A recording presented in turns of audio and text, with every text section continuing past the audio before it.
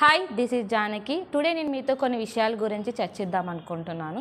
So మనం ఈరోజు restlessness behaviour గురించి మాట్లాడుకుంటే, రెస్ట్లెస్నెస్ బిహేవియర్ ఎవరిలో ఎక్కువగా చూస్తూ ఉంటాము, రెస్ట్లెస్నెస్ బిహేవియర్ యొక్క సిమ్టమ్స్ ఎలా ఉంటాయి, సో రెస్ట్లెస్నెస్ బిహేవియర్ పైన మనం ఎలా వర్కౌట్ చేస్తాం అనేది ఈరోజు మనం తెలుసుకుందాం. ఫస్ట్, రెస్ట్లెస్నెస్ బిహేవియర్ మనం ఎక్కువగా ఏఎస్టీ కిడ్ అండ్ ఏడిహెచ్డి కిడ్లలో చూస్తూ ఉంటాము.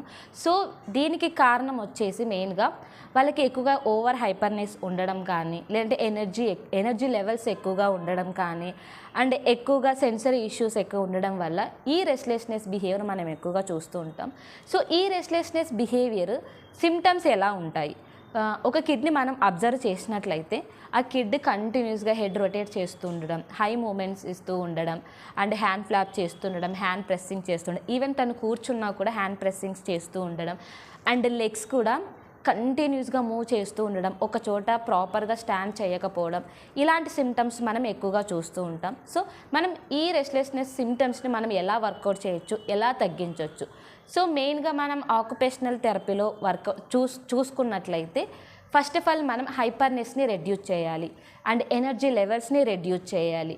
తర్వాత సెన్సరీ ఇష్యూస్, కొంతమంది ఈ రెస్ట్లెస్నెస్ బిహేవియర్లో ఎక్కువగా సెన్సరీ సీక్ ఎక్కువగా చేస్తూ ఉంటారు కాబట్టి ఫస్ట్ తనకి హ్యాండ్ ఫ్లాపింగ్ ఇవి కూడా ఎక్కువగా ఉంటాయి కాబట్టి ఫస్ట్ సెన్సరీ ఆబ్జెక్ట్స్తో మనం తనకి సెన్సరీ తగ్గించేలా వర్కౌట్ చేయడం, లైక్ సెన్సరీ బాల్ కానీ, సెన్సరీ ఆబ్జెక్ట్స్ కానీ, లేదంటే క్లే కానీ, వీటితో మనం సెన్సరీ తగ్గించవచ్చు. అలాగే జాయింట్ ప్రెజర్స్ ఇవ్వడం, డీప్ ప్రెజెన్స్ ఇవ్వడం, జాయింట్ ప్రాప్రియోసెప్షన్ యాక్టివిటీస్ చేయడం వల్ల కూడా మనం సెన్సరీ ఇంటిగ్రేషన్ థెరపీ ఇచ్చి ఆ సెన్సరీ ఇష్యూస్ని కొంతవరకు రెడ్యూస్ చేయొచ్చు. అండ్ ఇదే కాకుండా మనం బిహేవియరల్ వైజ్ కూడా కొంచెం తగ్గించవచ్చు. లైక్ ఎలా అంటే పాజిటివ్ రెయిన్ఫోర్స్మెంట్ ఇచ్చి ఆ కిడ్ని డైవర్ట్ చేసేసి, సో ఒక రివార్డ్ ద్వారా కిడ్కి అప్రోచ్ అయ్యి ఈజీగా మైండ్ డైవర్ట్ చేయడం, ఇలా కూడా చేయొచ్చు. అండ్ బ్రెయిన్ బూస్టింగ్ యాక్టివిటీస్ ఇచ్చి కానీ, లేదంటే ఎక్కువగా కాన్సన్ట్రేషన్ లెవెల్స్ ఉన్న యాక్టివిటీస్ ఇచ్చి వర్కౌట్ చేయడం.